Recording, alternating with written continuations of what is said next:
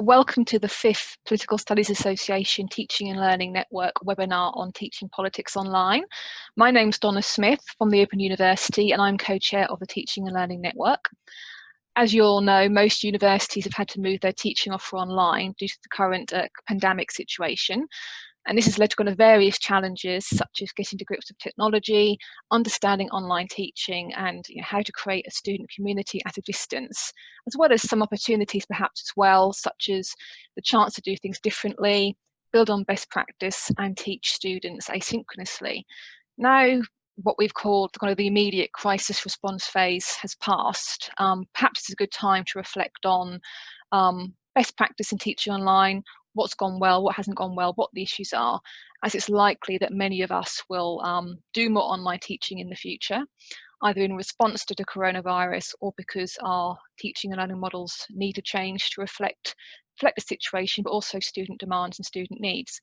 Now, today's session is called Replacement or Supplement, Asynchronous Teaching, Accessibility and Methods by Natalie from the University of Bristol. In this webinar, Natalie will explore the role of asynchronous teaching methods, where activities can be undertaken by students at their own convenience, focusing on various issues such as accessibility, whether asynchronous teaching should replace or supplement online classes, and also any kind of methods issues and things we can employ in asynchronous teaching. We're due to finish in about an hour's time, and there will be time for questions at the end. My colleague John Craig, who is co-chair of the network, is moderating the chat, so do post your queries there. And Jamie Roberts from the PSA is also on hand in case we have any technical issues. So please note this session is recorded and please make sure you're muted for now as well. Okay, so without further ado, please welcome Natalie. Hi, hopefully you can all hear me. I've not delivered anything like this online before, so you'll have to bear with me a little bit. I shall just attempt to share my screen now. Okay. Right.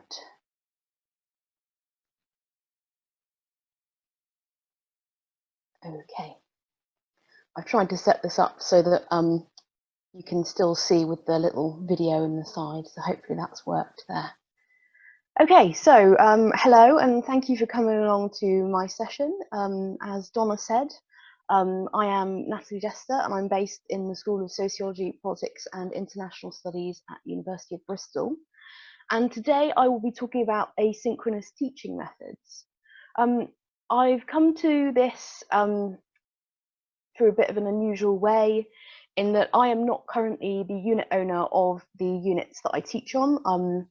I'm a seminar tutor, and so a lot of what I've learned has been sort of based around how to fit in with other people's units. So that will have affected what I've learned so far. But if you have any questions about sort of your own units, I'd be more than happy to answer those as well. So the structure of the session today will be firstly what is asynchronous teaching, and should it be considered a replacement for synchronous teaching or a supplement? We'll then have a bit of a think about the accessibility concerns within asynchronous teaching. There's quite a lot to say here. Hopefully, like me, you think that it's on topic. Yeah, there's a lot to think about there. And then finally, the largest part of this bit that I'm delivering here relates to some methods for teaching asynchronously, because I think that one of the things that I've been struggling with is the methods of online teaching in terms of the resources that I found online. So I thought that I would finish with that. Firstly then, what is asynchronous learning and teaching? Well, I think it's perhaps helpful to think first about what synchronous teaching is. Synchronous teaching is teaching that happens at the same time. So usually this will be in a classroom where everyone is sat together in the same physical space. Asynchronous teaching and learning, however, is teaching and learning that happens at different times. So this is essentially where students can work at their own convenience. It can all be done at different times and no one has to be in the same place. So I would like to know what you think some of the benefits of asynchronous teaching might be. Can anybody share some of the benefits of asynchronous teaching?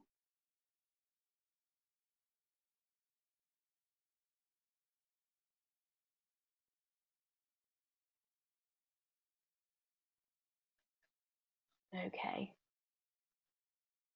Brilliant. So I will just come on to the next part now.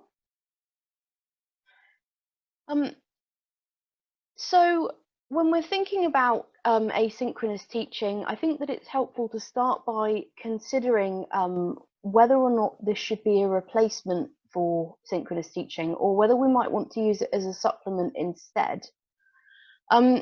We don't know what's going to happen next year. I'm sure that you've all been party to lots of different discussions about what our teaching offer will look like in different universities. And I think there are some places that are suggesting that some of it will be online, some of it saying it might all be online. There's some discussion about the role of face-to-face teaching at the moment.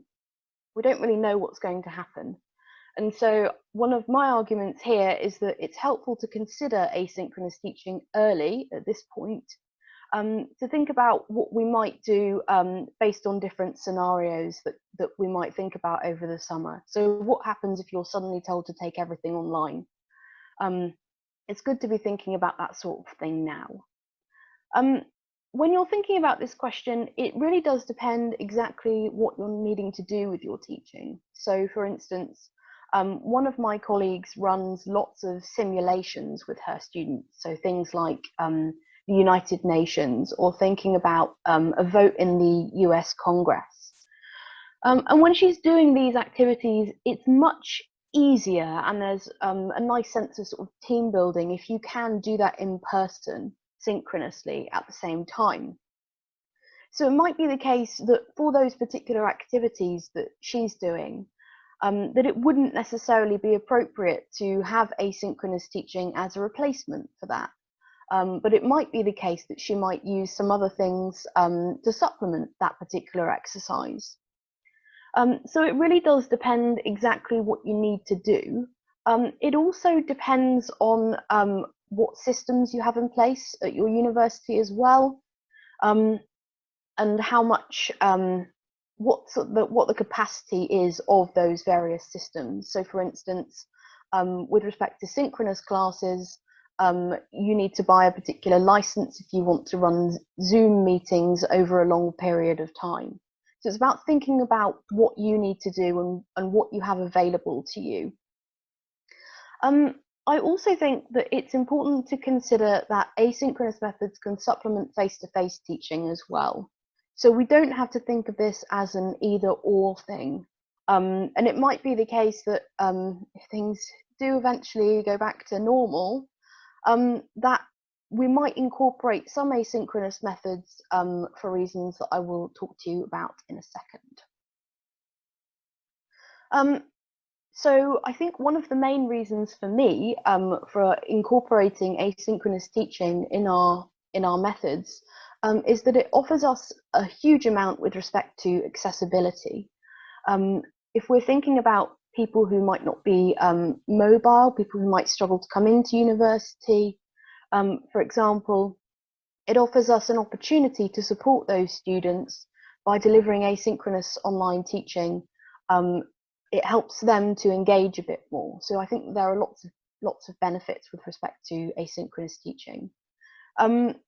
My work on this is informed by Selwyn's concept of digital inequalities, and hopefully someone will be sharing the link with you in the chat there.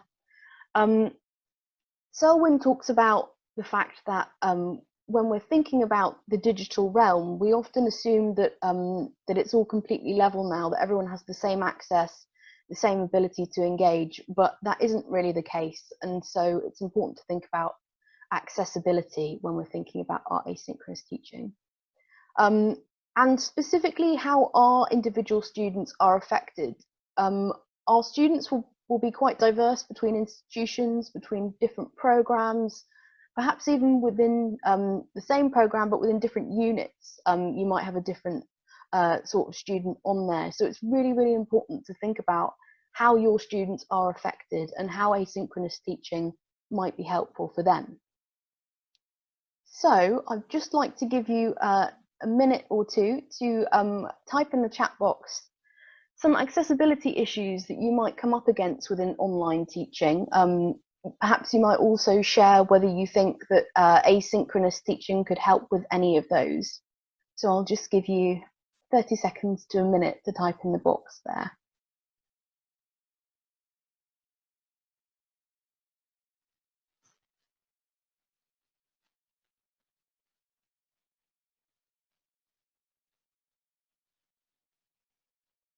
Okay, so here are some of the accessibility concerns that I've thought of when we're thinking about online teaching, and especially the issues with synchronous and asynchronous teaching. I won't read all of these out to you now because there are quite a few concerns that I've thought of there. Broadly though, I would say that these are grouped into social, spatial and health related concerns. And I think that it's important to consider exactly what issues your students might have with respect to online teaching. So the largest part then of my presentation considers some of the different methods that you might use for teaching asynchronously online. There are lots of different methods that you might use, but I'm going to just show you three. I've picked these three because I think that they are perhaps the easiest to engage with, using resources that you might already have access to. But these are by no means the only ones, and I would be really keen to think a little bit about what other ones you might use when we're having the discussion afterwards. So firstly then, I really like using Google Docs for the asynchronous elements of my teaching.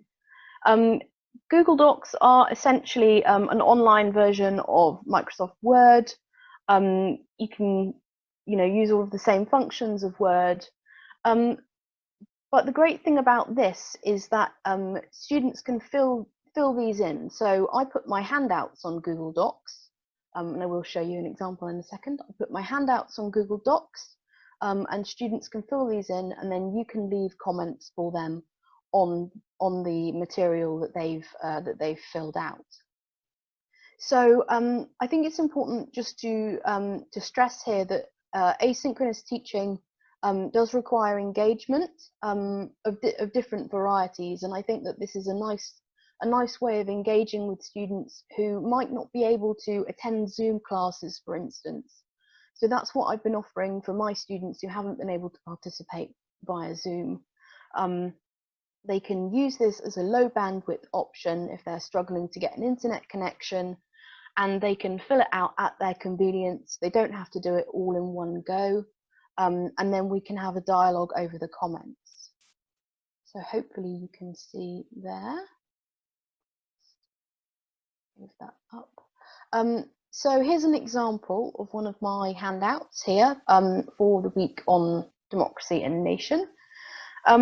You can see there that I've got some questions in there for them, some definitions that I want them to fill out.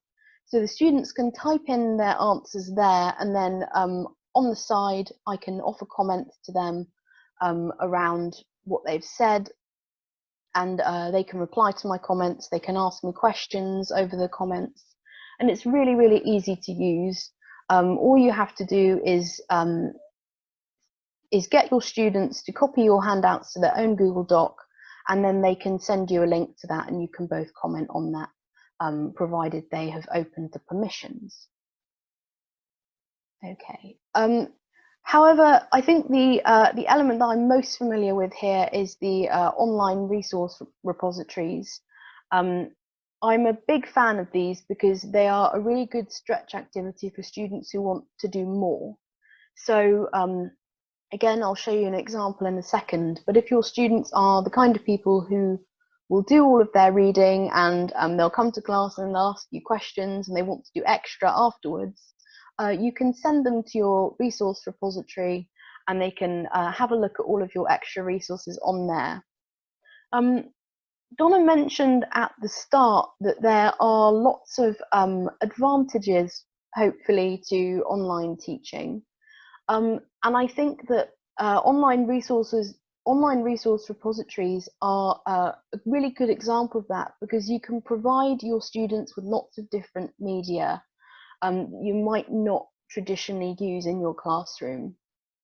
I do use popular culture in my classroom through videos and such like, but if you're using an online resource repository, you can have a whole variety of things on there, and you can have lots of things on there. It might be podcasts, it might be links to news articles, links to further reading, all sorts of material there.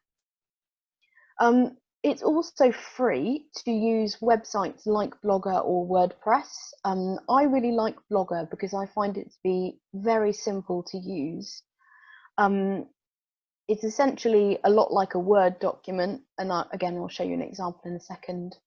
I would also suggest, however, that you make use of an accessibility checker if you are going to make yourself an online resource repository. This one is quite helpful, the one that I've got there, and hopefully someone will be sharing a link to that in the chat. It's really important to make sure that we are making our online teaching work for all of our students and not accidentally shutting any of them out. So for instance, if you post lots of images on your online resource repositories, it might be the case that people with a screen reader struggle to see those. So you need to have a bit of a think about exactly what's going to go in there. I'll just show you this one now. Okay, so this is my resource repository that I made. As I said at the start, I am not the unit owner for the classes that I teach. I'm a seminar tutor, but I was allowed to make this for my students. I did it via Blogger, and there's lots of resources on there. It's really easy to use, and hopefully someone will be sharing a link to that in the chat now. I also think that you can get quite a nice design on Blogger without really much effort at all. So you can just select one of the pre-designed templates and add the pages that you want and then go. I'm just giving you an example here of one of the behind the scenes pages, I suppose. So you can see here, it's essentially a lot like Word. All you have to do is type in the text that you want. There's a facility on there to add a link that you should hopefully be able to see. You can change the font size, you can change the font, you can underline things, bold things, you can add headings, all of these things. There's lots of different things that you can do on the Blogger site, and it's really, really easy to use, I promise. So I very much recommend using Blogger for your online resource repository. The last resource that I would like to share with you is online message boards. Online message boards are really, really great for larger asynchronous discussion. So a couple of minutes ago, I mentioned how I have used Google Docs to have asynchronous discussion one-on-one with my students, perhaps the ones that can't come to Zoom classes. But it does get a bit unwieldy if you want to do that for lots of people. It's okay if you've got a class of only 10 or so, but I can't imagine many of us do. So it might be the case actually that online message boards are a better way of running asynchronous discussion. Again, I'll show you an example in a minute, but you can set these up across a whole variety of platforms. We have Blackboard at my institution, but I do believe that you can set these up through the platforms that other institutions have as well. There are lots of different ways of structuring your online message board. You can set these up per class or per cohort. So it might be the case that I set mine up for my classes of around 15 people. Alternatively, I might set one up for all of my classes, so around 70 people. They offer different things, I think. So if you want to set one up per class, it does mean that people will be interacting with the same people each week, that they can get to know everyone a little bit better. It might be good for team building. I know that Christina talked a little bit about the need to build community last week, and so it might be good to build these message boards around each class. However, there is something to be said for building them per cohort, in that you will need to engage with the students on these platforms, and a larger cohort of people makes it easier for the discussion to keep going, so you don't have to step in quite so much if you offer the message board as a whole cohort thing. You can set different discussion questions each week, so it might be the case that you take across the questions that you have set up for your existing face-to-face seminars and just transfer those to the message boards. So for my classes each week, I have my handouts, but I have sort of 3 overarching questions that I want my students to answer. So it might be the case that if I were doing a message board, I would start by posing those 3 questions, and then as the discussion goes on, I can interject with other elements from my handouts if they don't come up naturally in conversation. The other way of doing this is to ask students to set their own questions in advance. So you're turning this around and asking them to think a little bit more about how they would like to engage with these different topics. And then you can add those each week, so you can build that into your assessment, I suppose.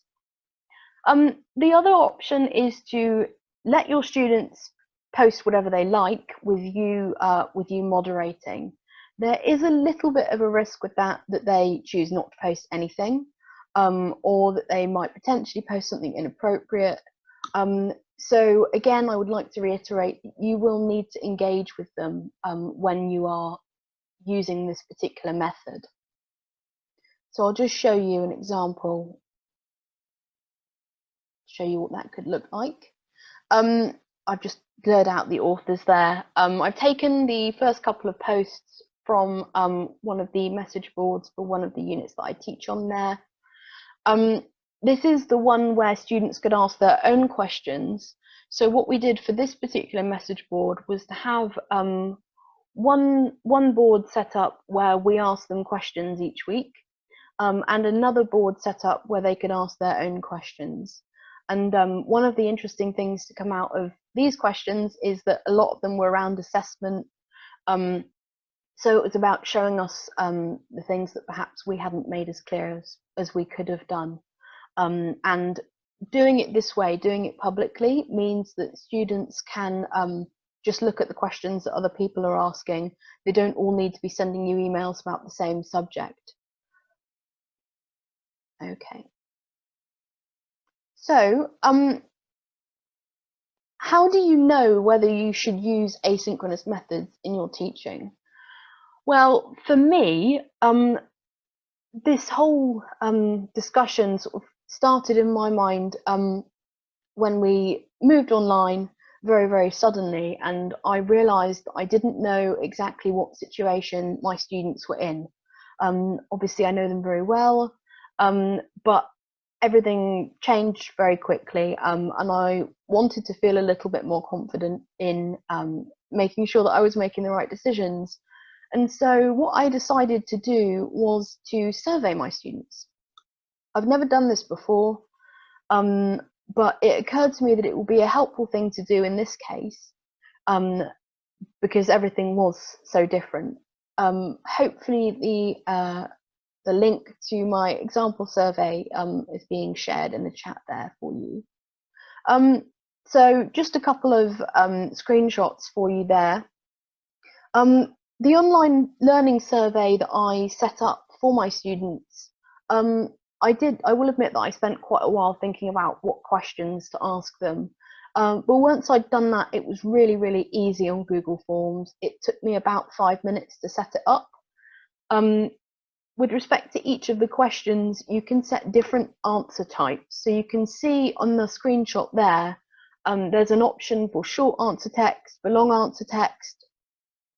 You can see on the other screenshot that there's also an option for, you just tick one box and it comes back as a nice little pie chart in the results there. So there's lots of different ways that you can set up your survey. And I think that it's a really, really valuable way of understanding what your students need. And it was the thing that really cemented to me the need for asynchronous teaching, at least to some degree, because some of my students were not really able to access the internet with ease. Several of them were in different time zones, for instance. I knew that that would probably be the case, but it occurred to me only at this point that I didn't know exactly when those time zones were, how far ahead or behind they were.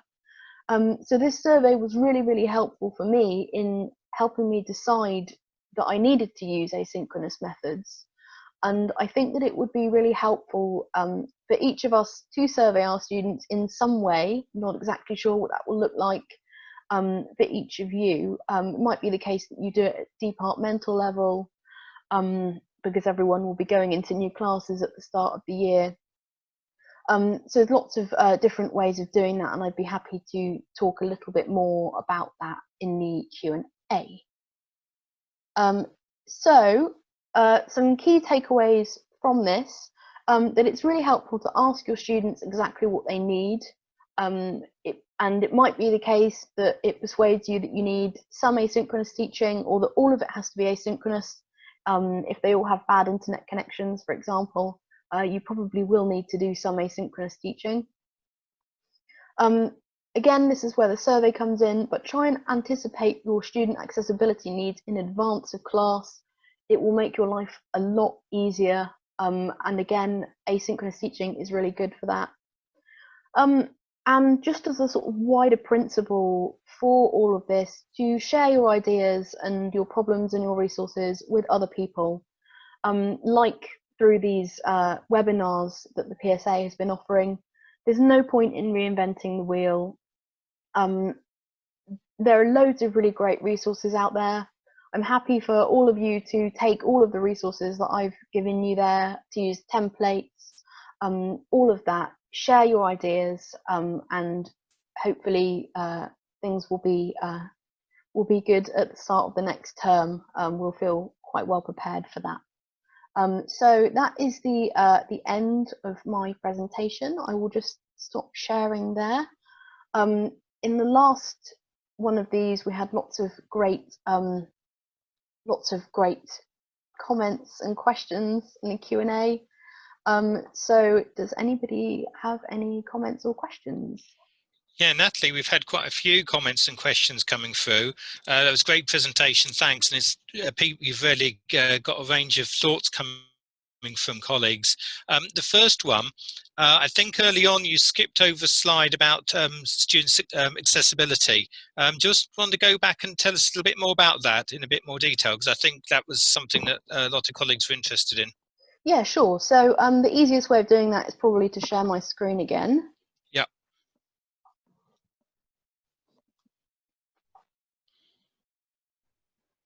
Bear with me a second. So the reason I skipped over this a little bit is because I know that the topic of today is asynchronous teaching and not accessibility, but I am that person who will always bring up accessibility. And I was hoping that you would ask me a little bit more about that. So the things on this slide are a mixture of potential issues that I had anticipated, and things from the surveys that my students have filled in. I didn't want to share exactly what they've typed in for this for privacy reasons, so I've sort of condensed it here. I am teaching around 70 students this term, so this is from a fair amount of people. I'll be honest, there are some issues here that I hadn't fully anticipated. So the issue with the internet was something that I thought might be a problem, but it ended up being a little bit more of a problem than I thought it would be. You might think about this if your students are currently based in other countries, but I would also like to remind you that large parts of the UK have very poor internet as well. And a fair number of my students, particularly the ones living in rural locations, struggle to get a good connection. And so that's what led to me thinking that I needed to design the Google Docs format for those students to ensure that they weren't missing out because they had poor internet connection. It might also be the case that your students struggle to afford the internet, and if that's the case, it's going to be really, really difficult for them to participate in Zoom conversations because it eats up so much of your data allowance.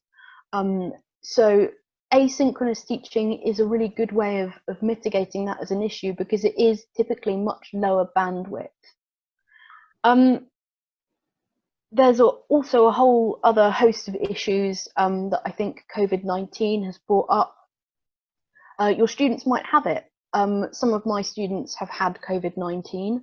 I didn't want them to miss out on any element of my teaching. So whilst I offered my typical seminars over Zoom, I also wanted to have different options in place in case they were sick, in case they had to leave the class halfway through, to make sure that they didn't miss out on anything.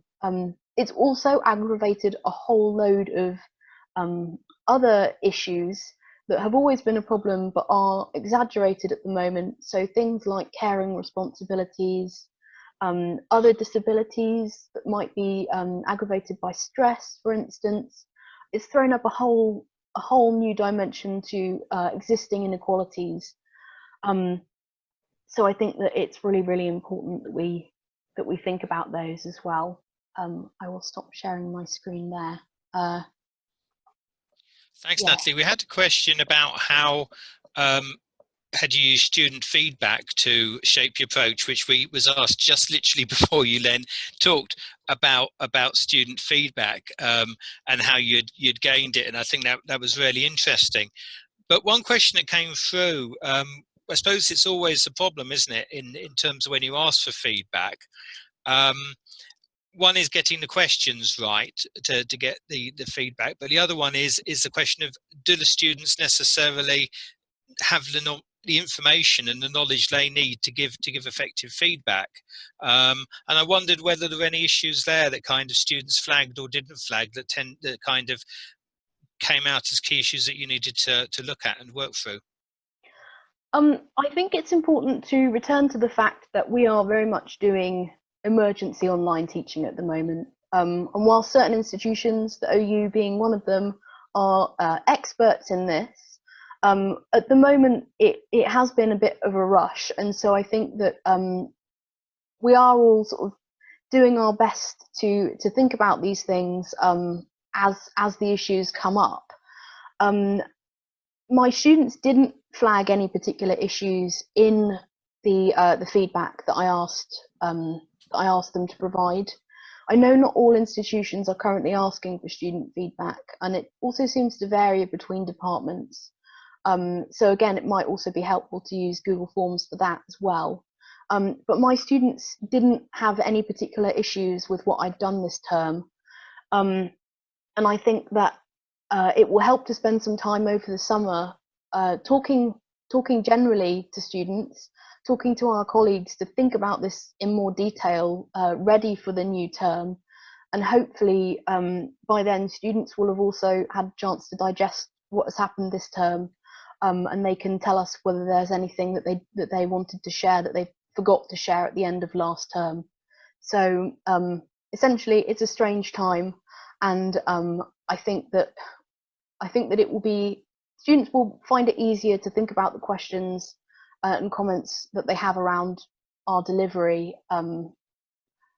when we started the next term.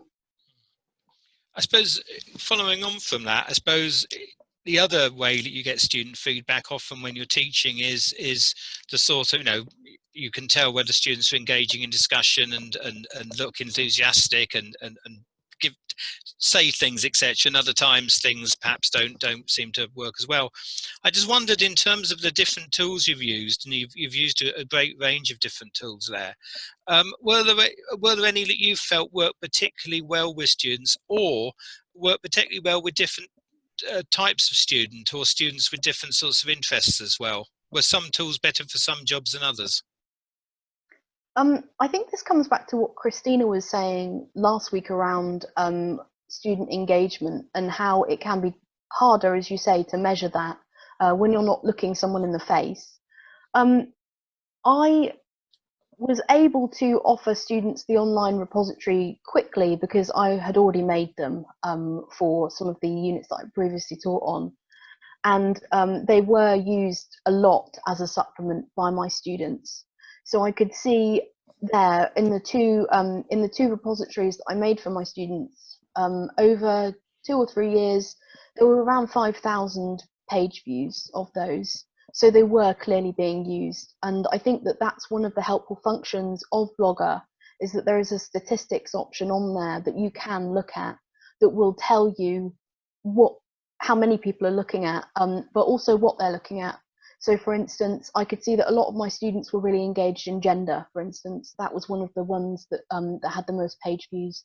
So again, you can look at the things that they're engaging with, and if you want to give them more of that, you can give them more of that, or you can have a bit of a think about the kinds of things that you're putting on the pages that aren't getting engaged with, and see if you can, see if you can increase engagement on those things. With respect to the message boards, those vary quite a lot. And I think that there can be a bit of a collective action problem with those. So if you are using them for a whole cohort, it can be the case that a very small number of people are the ones that are contributing. On some platforms, there is a facility to see when people have last logged in, which I find a little bit creepy, I will admit. And you might have to look at it for each person.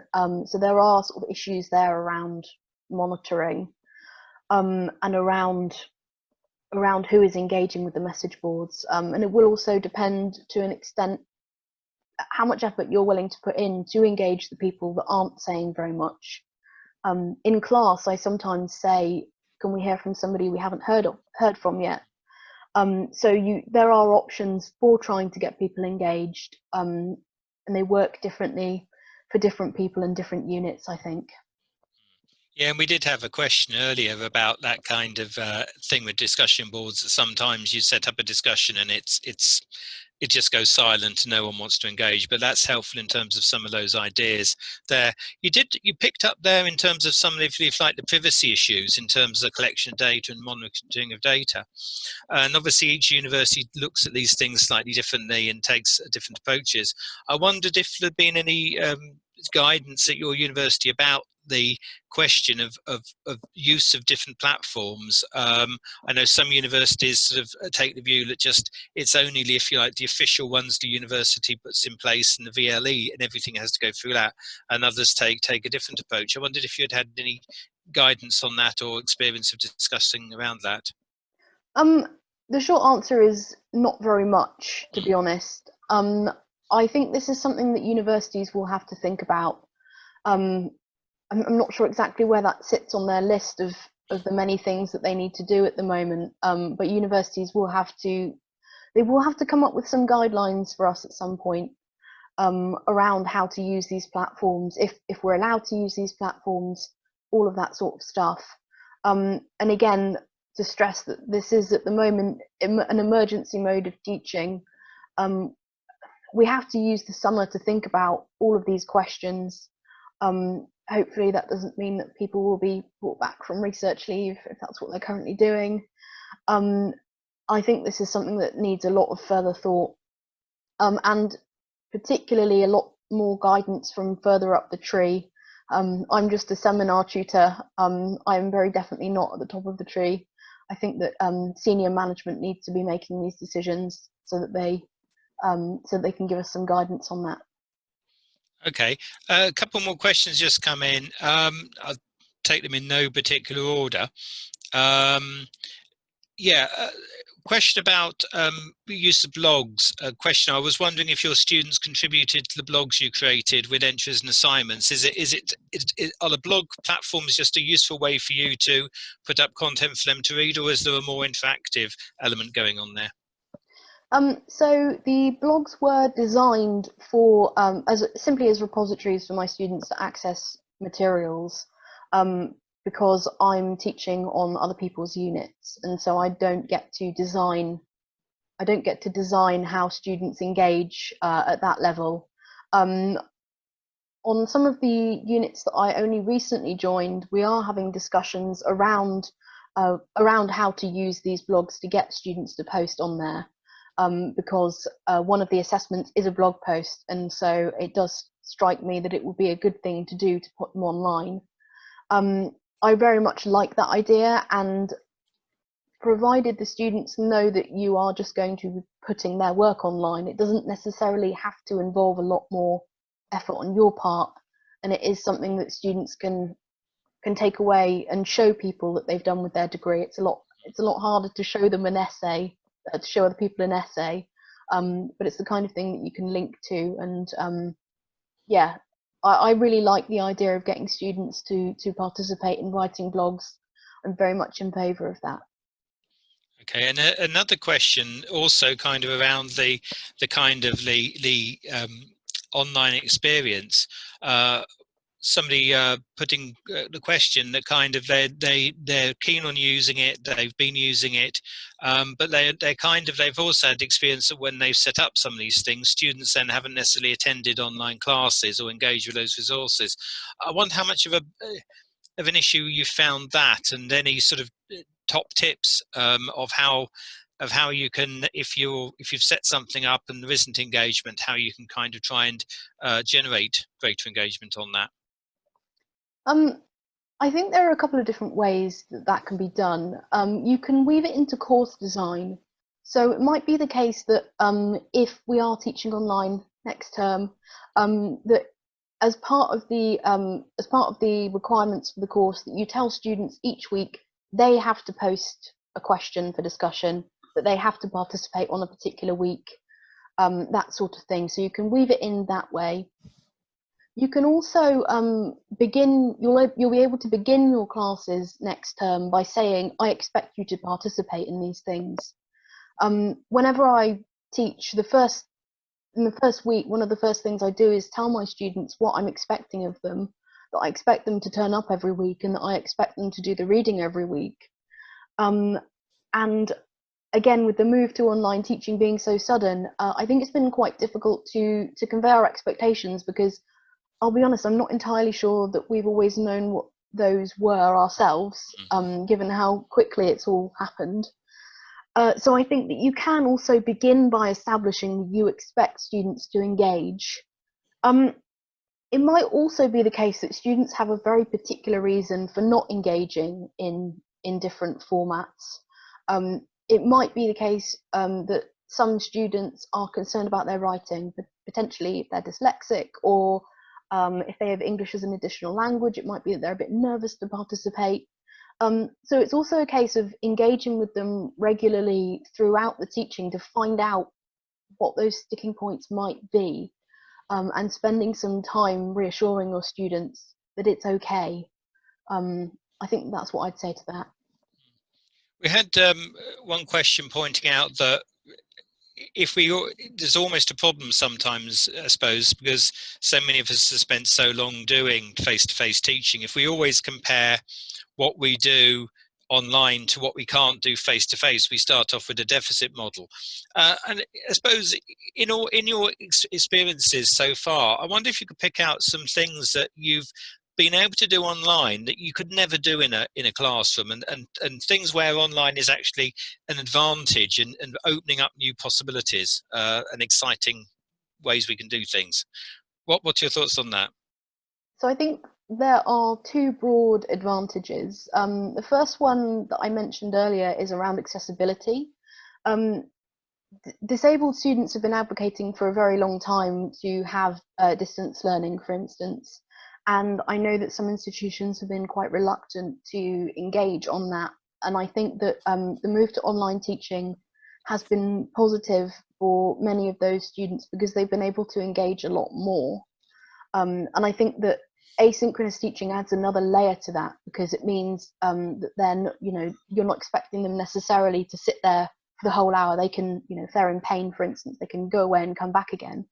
So I think that accessibility is a really important element of online teaching and a really huge bonus for us here.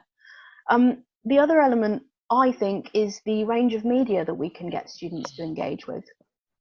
So Christina was talking last week a little bit about this around, you can send students off during a Zoom class, for instance, and get them to look something up. So that's great. You can do that via Zoom if you're having synchronous teaching. But with respect to asynchronous teaching, you can also do the same thing, and you can get them to look at sort of a whole load of different material without having to sort of chuck that into a class. So I like to get my students to watch film trailers, for instance.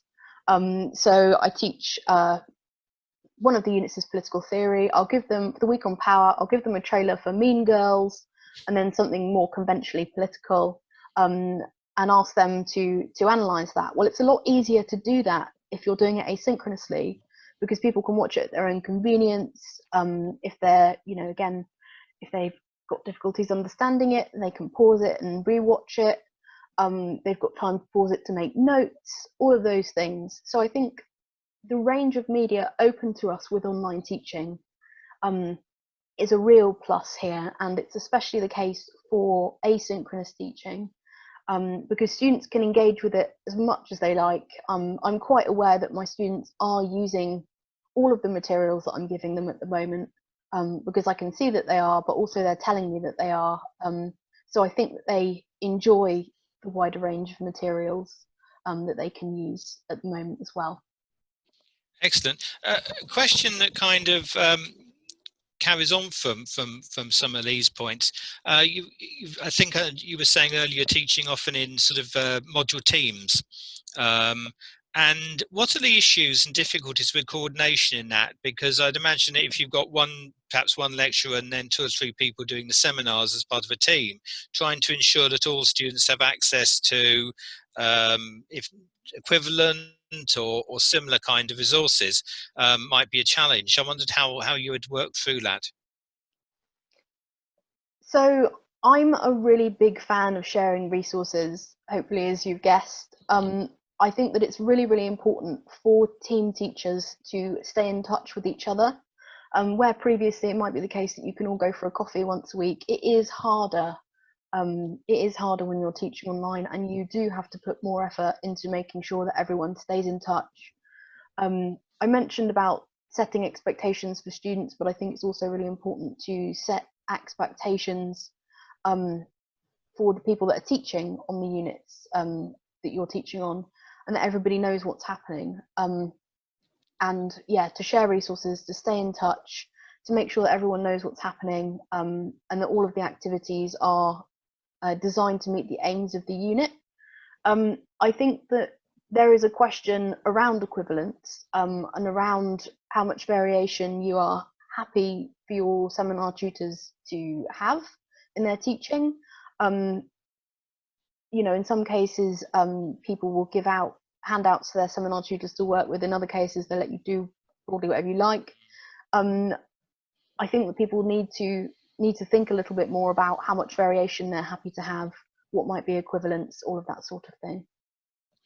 And I suppose leading on from that, a number of times in your presentation, you talked about how kind of the things that you kind of are waiting for kind of those in the university as a whole to make decisions around and things like that. I wondered from your perspective, what are the kind of the key challenges in terms of things that you feel it would be helpful for more sector-wide or university-wide guidance on, and also, if you like, for perhaps early career colleagues, what are some of the training needs and development opportunities that you'd be looking for moving forward? So I am early career myself. So I think this does speak to a wider issue, I think, within the discipline of training more broadly. And I think that the professional networks, obviously like the PSA, have done a good job of putting on training. But I think that it would be helpful for universities to offer more training on all of this.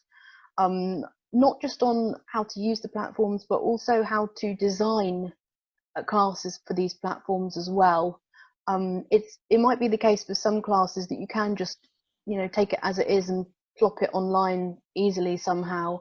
But for other people, that might be a lot harder. And so I think that there needs to be a lot more thought going into how to train people to design online courses to start with.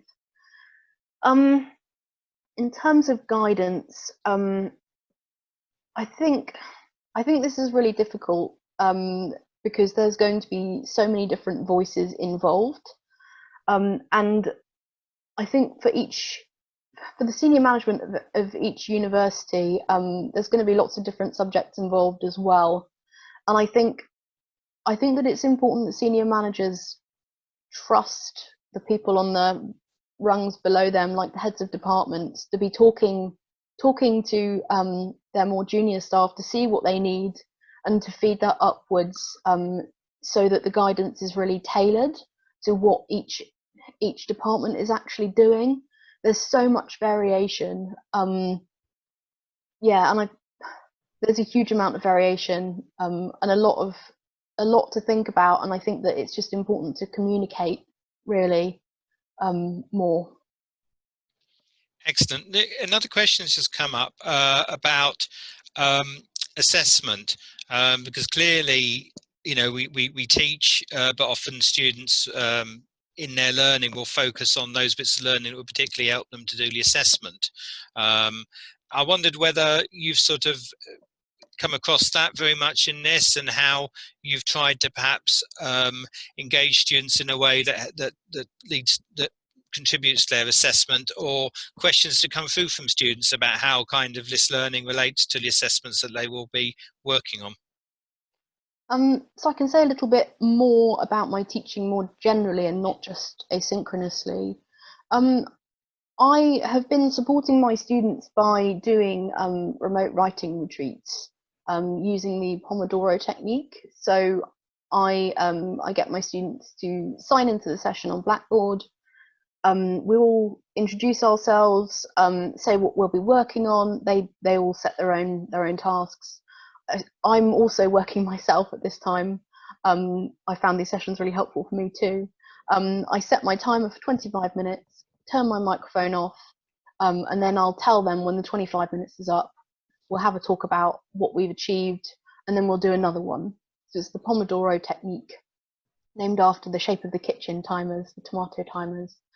And I found that to be a really helpful way of supporting my students in keeping their motivation up. I know from my surveys that that's something students have struggled with for a variety of reasons, and I think that the online element has been a struggle for some of them as well. So I've really enjoyed doing those with my students, and I know that they've appreciated them. I know that they have been using them to work on their assessments as well. I've also been doing office hours over Skype, which I found to be a really helpful way of doing office hours, booking students in for 15-minute slots. The advantage of this as well is that I schedule mine with an hour break in the middle, because I'm supposed to have 2 office hours a week. They're normally together. I can't do that when I'm in the office, but when I'm at home, I can schedule a break in the middle. I can have a nap if I like. I can have a cup of tea.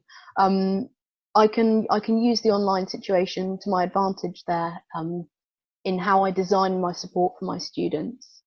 In terms of engagement, yes, I have noticed that less students have been engaged in the move to online. Again, I think there's a variety of reasons for that. My seminars usually have around 90% attendance in person. I've noticed that they're down to around a third to a half, which is a lot, and it is for first year students, and that the first year doesn't count at my institution. So I wonder whether there has been a bit of strategy involved in some of that. Yeah, I need to think a lot more about how to engage my students online next term. Wonderful. Natalie, that's been really, really helpful and really, very interesting. It's fascinating in terms of the range of things, different techniques and approaches and you've been using, and also the kind of the experiences that you've had there. I'm going to hand back over to Donna now to just sort of say a few things about next steps in terms of the seminar series. Donna. Thanks, John, and thanks, Natalie, for such a great session. I think it's been really interesting to kind of have the kind of theory background, but also the kind of the student-focused practical advice, which I think many of us can apply to our own kind of situations, you know, for future teaching. So it's been absolutely, you know, fantastic and really helpful. As Jamie said in the chat box, the recorded session will appear on the website shortly. I will also send all of you a feedback email as well.